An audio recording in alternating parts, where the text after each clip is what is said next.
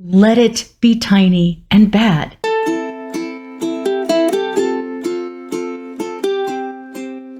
So there are 2 steps to Create at 22, as I have said, which are simple but not easy. 1 is the choice to make something new every single day, no matter what's going on. 2 is to let it be small and let it be wrong. Creation is inertia. It's about building a habit. And in that case, your brain doesn't necessarily know that what you're making is good or bad. All it knows is that you are spending the effort to create. And if you continue to do that, you are telling your system that yes, this is a thing we're doing. You need to be there for it and to provide resources. So often we choose not to create because we know that what we're going to come up with is going to be tiny and going to be bad. Let it be tiny and bad. You don't have to publish tiny and bad stuff, but for the sake of your system, you need to do it. It's a little bit like getting back in shape.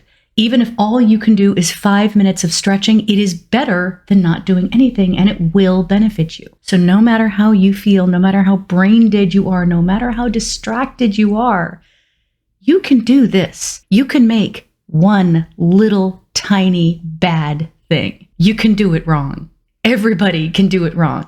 And if you're willing to do it wrong, it will help you build up those muscles in here so that you can do it right. Don't be afraid of those bad days. Instead, make something tiny and wrong and new and push back against that fear. You're ready, creative. You can do this.